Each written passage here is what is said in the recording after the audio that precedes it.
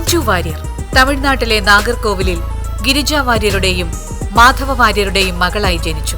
ഒരു സാധാരണ ചിട്ടിക്കമ്പനി ജീവനക്കാരനായ മാധവ വാര്യർ എന്ന മനുഷ്യൻ കണ്ട സ്വപ്നത്തിന്റെ പേരാണ് മഞ്ജു വാര്യർ.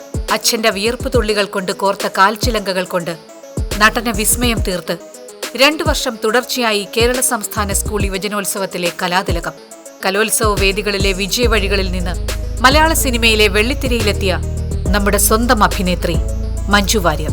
സാക്ഷ്യം എന്ന ചിത്രത്തിലൂടെ ബാലതാരമായിട്ടായിരുന്നു മഞ്ജുവിന്റെ അരങ്ങേറ്റം. 18ാമത്തെ വയസ്സിൽ സല്ലാപം എന്ന ചിത്രത്തിലെ പ്രതിഭയുടെ മിന്നലാട്ടമുള്ള നായികാ കഥാപാത്രത്തെ അവതരിപ്പിച്ച് ശ്രദ്ധേയയായി. തുടർന്ന് 20ഓളം മലയാള സിനിമകളിൽ നായികാവേഷങ്ങൾ ചെയ്തു. മലയാളത്തിന്റെ മുഖശ്രീ മഞ്ജു വാര്യർ വളരെ ചെറിയ പ്രായത്തിൽ തന്നെ കരിയറിൽ മികച്ച ഒരുപിടി വേഷങ്ങൾ ചെയ്ത് പ്രേക്ഷകരുടെ ഇഷ്ടതാരമായി. പുതിയ കാഴ്ചകളിലേക്കും പുതിയ അനുഭവങ്ങളിലേക്കും പുതിയ പ്രതീക്ഷകളിലേക്കും ചുവടുറപ്പിക്കുമ്പോഴും നൃത്തവേദിയിലും സജീവ സാന്നിധ്യമായിരുന്നു മഞ്ജു വാര്യർ. മലയാളത്തിന്റെ lady superstar Manju Warrier. 2 ഘട്ടങ്ങളിലായാണ് മഞ്ജുവിന്റെ കരിയർ അരങ്ങേറുന്നത്.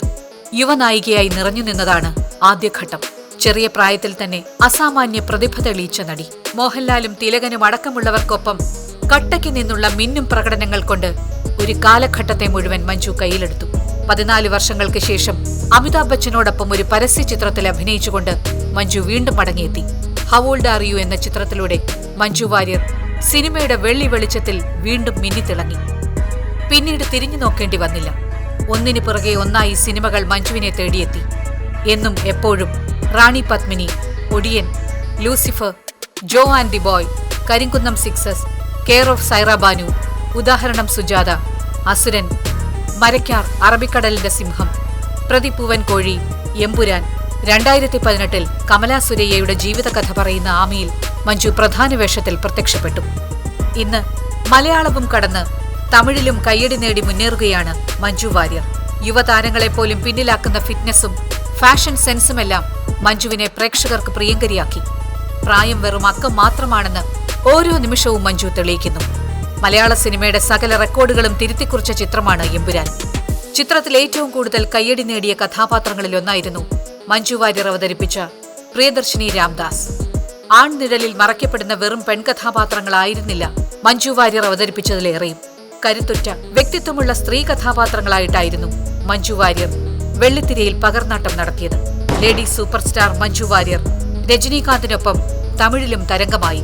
സല്ലാപത്തിലെ രാധ, ഈ പുഴയും കടന്നു എന്ന ചിത്രത്തിലെ അഞ്ജലി, ആറാം തമ്പുരാനിലെ ഉണ്ണിമായ, കന്മദത്തിലെ ഭാനു, പ്രണയവർണ്ണങ്ങളിലെ ആരതി, സമറിൻ ബദ്ലഹേമിലെ അഭിരാമി, കണ്ണെഴുതി പൊട്ടും തൊട്ടിലെ ഭദ്ര, കളിയാട്ടത്തിലെ താമര, പത്രത്തിലെ ദേവികാ ശേഖർ എന്നിങ്ങനെ വ്യക്തിത്വമുള്ള സ്ത്രീ കഥാപാത്രങ്ങൾ. മോഹൻലാൽ അഭിനയിച്ച ആറാം തമ്പുരാനിൽ അഭിനയത്തിലെ അനായാസതയാണ് മഞ്ജു എന്ന അഭിനേത്രി പ്രേക്ഷക ഹൃദയങ്ങളിൽ ഒളിമങ്ങാതെ നിലനിൽക്കാൻ കാരണം.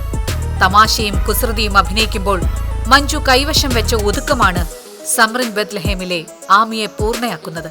കണ്ണെഴുതി പൊട്ടും തൊട്ട് എന്ന ചിത്രത്തിലെ ചെമ്പഴുക്ക ചെമ്പഴുക്ക എന്ന ഗാനം ആലപിച്ച മഞ്ജു ആ രംഗത്തും പ്രേക്ഷക പ്രീതി നേടി. ജാക്ക് ആൻഡ് ജിൽ എന്ന സിനിമയ്ക്കായി ആലപിച്ച കിം കിം കിം എന്ന പാട്ട് വളരെയേറെ ജനപ്രീതി നേടി. ഈ പുഴയും കടന്ന് എന്ന ചിത്രത്തിലെ അഭിനയത്തിന് മഞ്ജുവിന് മികച്ച അഭിനേത്രിക്കുള്ള സംസ്ഥാന ചലച്ചിത്ര അവാർഡ് ലഭിച്ചു. 1999-ൽ കണ്ണെഴുതി പൊട്ടും തൊട്ട് എന്ന ചിത്രത്തിലെ അഭിനയത്തിന് ദേശീയ ജൂറിയുടെ പ്രത്യേക പരാമർശവും ലഭിച്ചു. ദേശീയ സംസ്ഥാന അവാർഡുകളും ഫിലിംഫെയർ അവാർഡുകളും വാരിക്കൂട്ടി മഞ്ജു. തനിക്ക് ലഭിച്ച കഥാപാത്രങ്ങളെ നിയന്ത്രിതമായ ഭാവപ്രകടനങ്ങൾ കൊണ്ടും സൂക്ഷ്മവും അനായാസവുമായ അഭിനയ പാടവം കൊണ്ടും വെള്ളിത്തിരയിൽ വിസ്മയങ്ങൾ തീർത്ത് മഞ്ജുവിന്റെ അഭിനയയാത്ര അനിസ്യൂതം തുടർന്നുകൊണ്ടേയിരിക്കുന്നു.